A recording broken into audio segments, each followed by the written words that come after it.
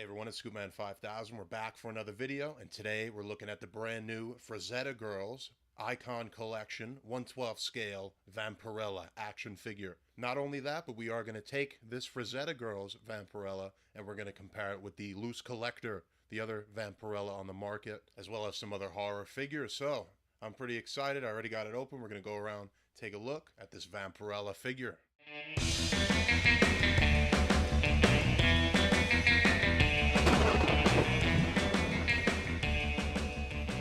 Here is Vampirella out of the packaging. For accessories, she just have a pair of relaxed hands. She has a pair of grip hands. She has a pair of wide open hands. And then you get two different right gesturing hands. Some of these are meant to hold 3 bats she comes with, but I don't have the patience for that. She's got 3 different portraits. So one is a calm, beautiful Vampirella. And then we get a screaming, fangs out face. And then we get the aftermath, the blood dripping down her lips with a smile. You can swap out hair between all these parts. You get the default with the nice bangs, and then we do get a windswept, a bit curlier style of hair. She's also got an optional left armband brooch kind of deal. She comes with a demon skull as well as a human skull. And then she comes with this graveyard base, this display diorama. And this is a big piece. It's bigger than her, so the floor is separate. It's got this nice dirt, this nice wash to it. And then you throw in these gravestones, and they actually feature the names of some of the Frazetta family. But I will say, these things are very difficult to get into the actual base, especially this one here for Eleanor Frazetta. And you know, it's got this top cross, but you basically take all those pieces, you plop them in there. There's also a little tree. And I love this because I have a bunch of horror figures we're going to compare her with. And I've always wanted to build like a graveyard for them, almost exactly like this, put some trees up and then have a really cool display.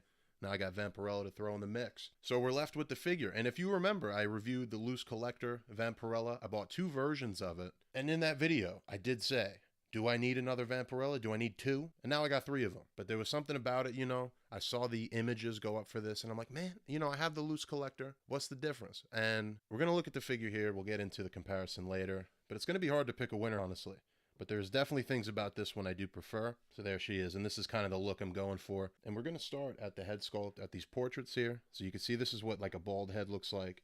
And you could take any hair piece, you peg that in, and there you go. And some absolutely stunning faces here.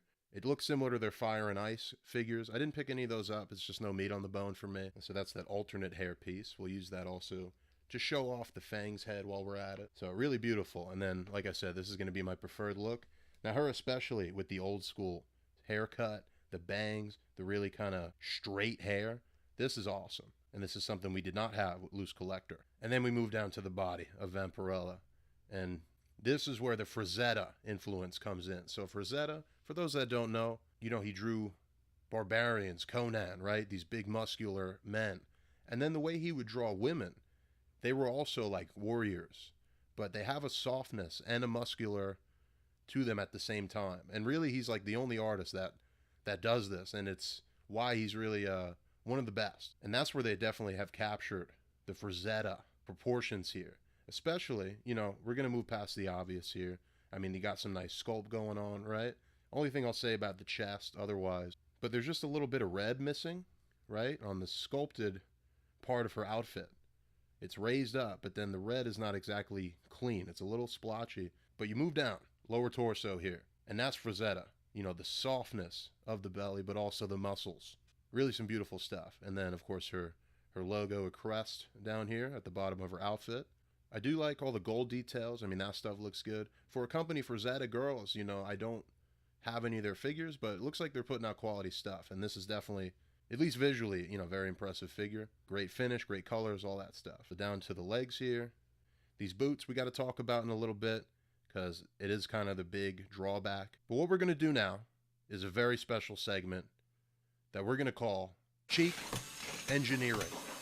And this is going to be very scientific and important stuff. So here we go. Here is the Frazetta, and hopefully she stands up because it's very difficult. And then here's a Loosecollector.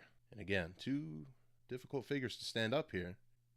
And there she goes. All right, we're just going to hold them. And this is the moment of truth here. The big debate and the difference between these 2 figures. We got to flip them around.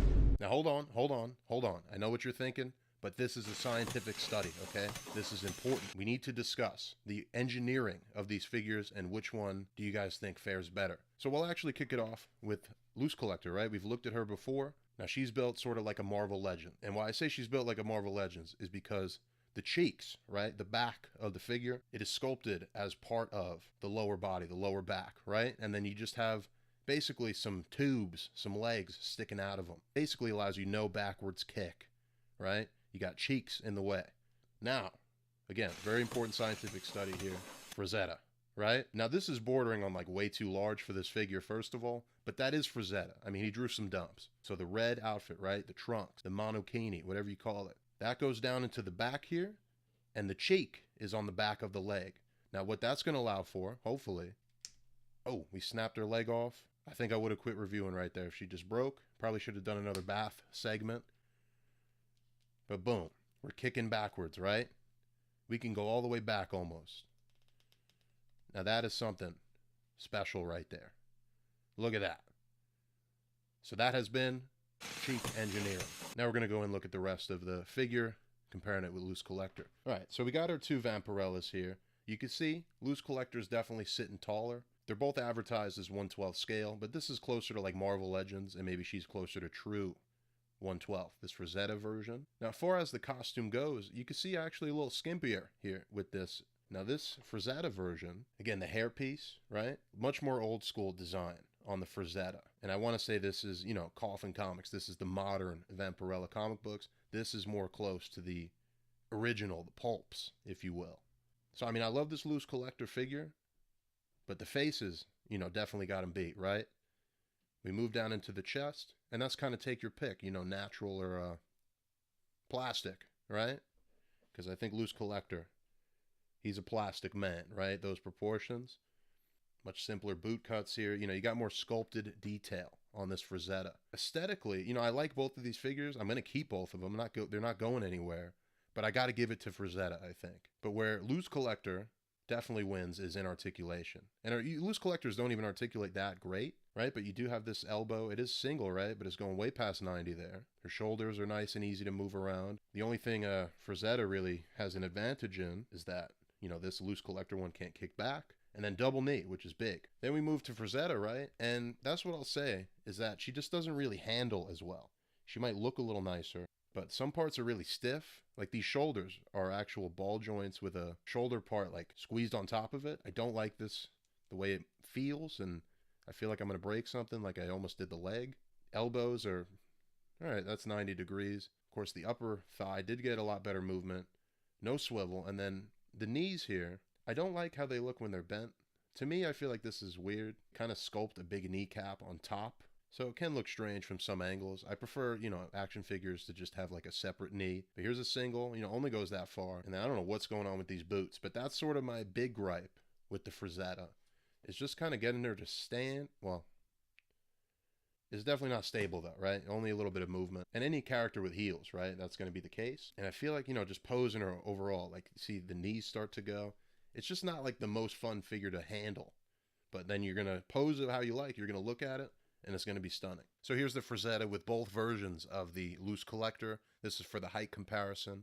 Now here she is with some other Loosecollector ladies. We got the Purgatori and then the red version of Lady Death. I think this especially looks really cool. So she's got no problem squeezing in with these if you already have the Loosecollector figures and you're mixing and matching. Mixing her in with some Marvel Legends, we got Bloodstorm and we got the Goblin Queen. And then with some male Marvel Legends, we got Blade and Dracula. I think she's going to play along nicely with them. For some comic book heroes, we got the 1000 Toys Hellboy. And then this is a McFarlane DC Batman. I thought this one in particular she'd look really good with, because he's too short for 7-inch, and he's got that old school vibe. For some Mezco 112, here she is with Eric Draven and Nosferatu. For some other Mezcos, here she is with Doc Nock and Theo Sodcutter. Then finally with some NECA figures, here she is with Count Orlok and with The Fiend from the Misfits. So that's going to do it for the Frazetta Vampirella. So I think this is a good value here. I'm pretty impressed with Frazetta Girls. You know, if they make another character I'm interested in, I won't hesitate. You know, I was tempted by that Tigra, but I just have no meat on the bone for like fire and ice stuff. I'd also be interested in a Conan, because I did have the Mezco at one point, but then I sold them, and I regret that.